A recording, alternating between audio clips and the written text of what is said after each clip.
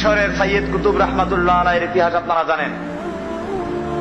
উনি যখন মানুষকে এই লা ইলাহা ইল্লাল্লাহর যে সাক্ষী এটা বুঝাবার কাজ শুরু করলেন, বই লেখলেন, এক পর্যায়ে তাকে জেলে আবদ্ধ করা হলো, ফাঁসির রায় দেওয়া হলো।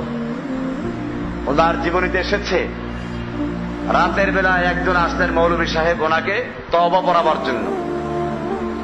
আমাদের দেশেও নিয়ম আছে, কারণ যদি ফাঁসির হুকুম হয় মুসলমান, তো তাকে আগে ওই জেলখানার ইমাম সাহেবকে লা ইলাহা ইল্লাল্লাহ পড়ায়, কালেমা পড়ায়। ওনাকেও কালেমা পড়াবার জন্য গেল।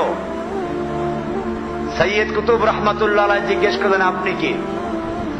বলে, আমি এই জেলখানা মসজিদের ইমাম সাহেব। তো কি মনে করে আসলেন? বলে, আসলাম আপনার তো আগামীকাল ফাঁসি হতে যাচ্ছে, আর নিয়ম হলো কোন মুসলমানদের ফাঁসির আগে তাদেরকে কালেমা পড়ানো হয়, তওবা করানো হয়। উনি বললেন, তুমি কি কালেমা পড়াও? একটু পড়ো তো, কেমনে পড়ো? তো বললো, আশহাদু আল্লা ইলাহা ইল্লাল্লাহু ওয়া আশহাদু আন্না মুহাম্মাদার আবদুহু ওয়া রাসূলুহু। সাইয়েদ কুতুব রহমাতুল্লাহ আলাইহি বললেন, আশ্চর্য,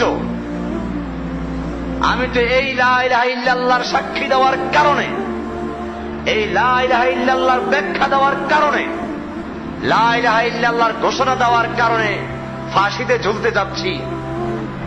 যেই সরকার আমাকে লা ইলাহা ইল্লাল্লাহ বলার কারণে ফাঁসি দিচ্ছে, আর সেই সরকার তোমাকে লা ইলাহা ইল্লাল্লাহ বলার চাকরি দিয়েছে, পড়াবার চাকরি দিয়েছে।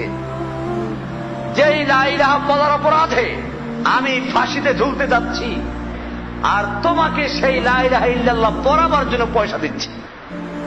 বোঝা গেল তোমার লা ইলাহা ইল্লাল্লাহ আর আমার লা ইলাহা ইল্লাল্লাহ এক নয়। তোমার লা ইলাহা ইল্লাল্লাহ তাগুতের থেকে পয়সা দেয়, আর আমার লা ইলাহা ইল্লাল্লাহ তাগুতের ফাঁসিতে ঝুলায়। তোমার লা ইলাহা ইল্লাল্লাহ আমার পড়া দরকার নাই, তুমি নিজে গিয়ে ঠিক করে পড়ো।